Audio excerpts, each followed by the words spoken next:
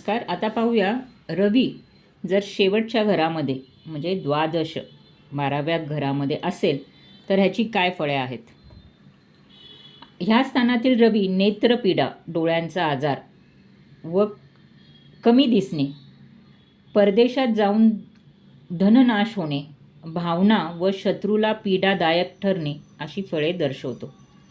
कुंडलीतील 12वे स्थान हे सर्वोच्च ज्योतिषाने वाईट ठरवले आहे, पण या स्थानावरून खर्च, तुरुंगवास, गुप्त शत्रू, दंड, राजकीय संकटे, मोठ्या व्याधी, व्यसने, कर्ज, हद्दपारी, लांबचे प्रवास, बंधन, मोक्ष, पारलौकिक गती, क्षयनादी उपभोग यांचा विचार करतात. या स्थानातील शुभ रवी गूढशास्त्रे, अद्भुतता, गुप्त ज्ञान, पारमार्थिक कार्य या गोष्टींमध्ये प्रगती करणारा आहे. यांना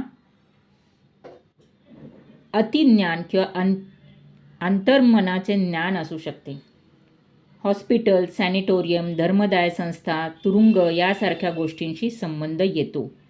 हातून दानधर्म घडतो. सरकारच्या विरोधात कार्य करणाऱ्या लोकांच्या कुंडलीत हा असा रवी असतो.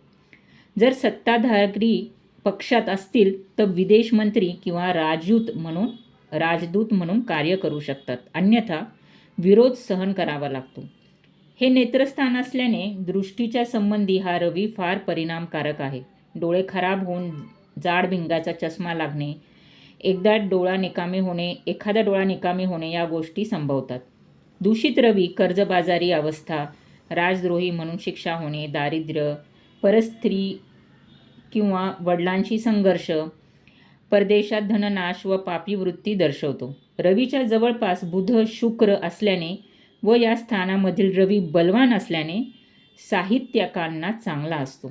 पण दूषित रवी लेखन व वक्तृत्वामुळे सरकारचा रोष ओढवून घेणारा असतो.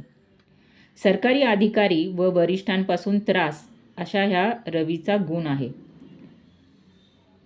यांना व्यसन खूप लवकर लागू शकते. असे असले तरी या स्थानातील रवी तेजस्वी असल्याने आयुष्यात वर आणतो.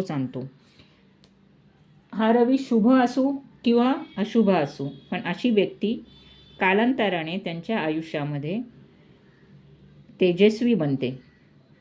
शुभ रवी ह्या जातकाला खूप चांगला परदेशागमन किंवा चांगला हुद्दा देते, पण अशुभ रवी ह्या व्यक्तीला कर्जबाजारी किंवा खूप लाईफमध्ये डिफिकल्टीज देते.